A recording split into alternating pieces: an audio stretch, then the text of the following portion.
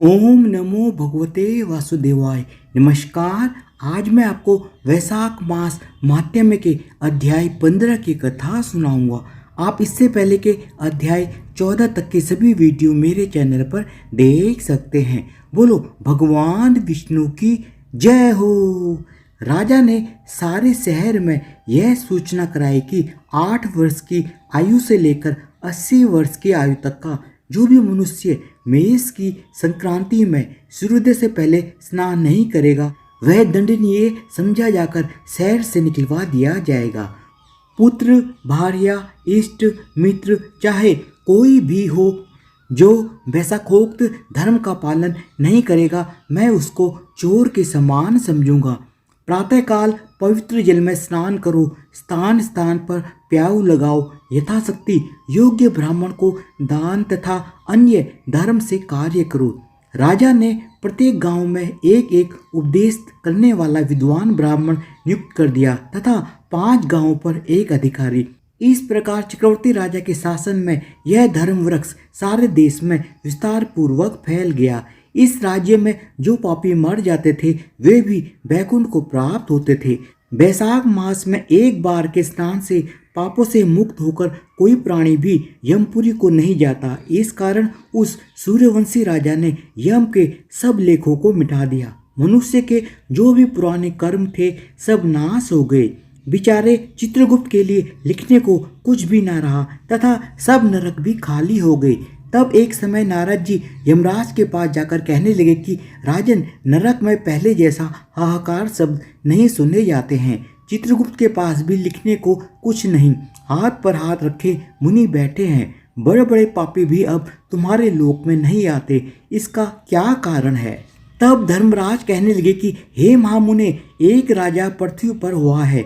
अपने राज्य में उसने आज्ञा दी है कि जो कोई वैशाख के धर्मों का पालन नहीं करेगा वह दंडनीय होगा। सो उसके डर के मारे प्राणी वैशाख मास के धर्मों का पालन करके वैकुंठ को जा रहे हैं। कर्मों के नाश से चित्रगुप्त के लिए लिखने को कुछ न रहा और मैं काठ की मूर्ति के समान बैठा हूँ। अब मैं युद्ध करके उनको मारूंगा क्योंकि मेरे पास अब कुछ भी काम नहीं रहा और सेवक को स्वामी का कार्य अवश्य करना चाहिए। यदि वह मुझसे नहीं मरेगा तो ब्रह्मा जी के पास जाकर सब निवेदन कर दूंगा। इस प्रकार नारद जी से कहकर यमराज मृत्यु, रोग, जरा आदि सब सेवकों और अपने दूतों को साथ लेकर दंड धारण कर भैंसे पे चढ़ पृथ्वी पर आया और सेनाद करते हुए उस राजा की नगरी को चारों ओर से घेर लिया।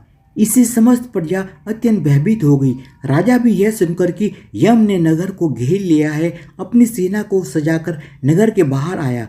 राजा ने थोड़ी देर में ही मृत्यु काल तथा रोग और यमराज के दूसरे दैत्यों को मारकर भगा दिया। तब भैंसे पर सवार यमराज स्वयं राजा के सम्मुख आया और भीषण गर्जना करके राजा पर बाण चढ़ाने लगा। राजा ने 3 बाणों से उसके धनुष को काट दिया। अब यम ढाल और तलवार ले राजा को मारने के लिए चला। तब राजा ने उसकी ढाल तलवार भी काट दी और काले सर्प जैसी फुंकार मारता हुआ क्रोधित होकर एक बाण यम के मस्तक पर मारा। तब यमराज ने क्रोधित हो दंड उठाया और उसको ब्रह्मास्त्र से अभिमंत्रित कर राजा पर छोड़ दिया। उस समय बड़ा हाहाकार मच गया। तब भगवान विष्णु ने अपने भक्त की रक्षा हेतु सुदर्शन चक्र छोड़ा जो युद्ध स्थल में आ दंड से युद्ध कर ब्रह्मास्त्र का निवारण करता हुआ यमराज को मारने लगा। यह देखकर वह भक्त राजा भयभीत होकर चक्र की स्तुति करने लगा कि हे विष्णु भगवान के हाथ के आभूषण, सहस्त्र बार तुम्हें नमस्कार है। भगवान तुमको सारे लोगों की रक्षा के लिए धारण करते हैं क्योंकि जो देवताओं के द्रोही हैं तुम उनके काल हो।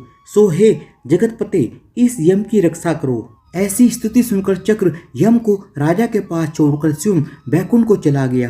फिर यम उदासीन होकर ब्रह्मालोक में ब्रह्मा जी के पास गया। उसको इस प्रकार देखकर सब सभागण विस्मित होकर आपस में कहने लगे कि यम का यहाँ पर कैसे आना हुआ?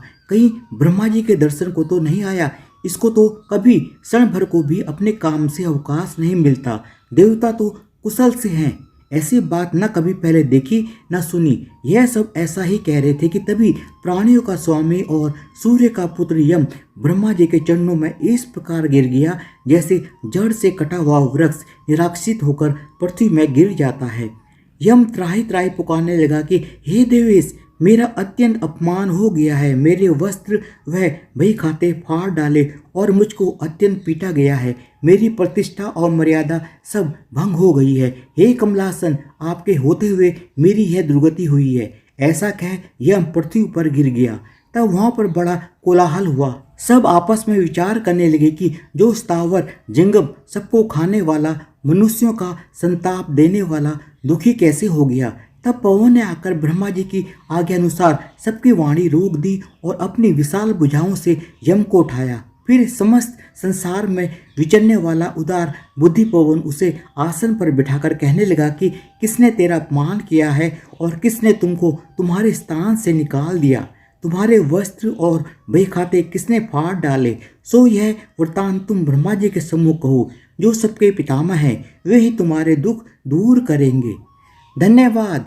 इसी के साथ वैशाख मास महात्म्य के अध्याय 15 की कथा समाप्त होती है। आप इससे पहले के अध्याय 14 तक के सभी वीडियो मेरे चैनल पर देख सकते हैं। बोलो भगवान विष्णु की जय हो।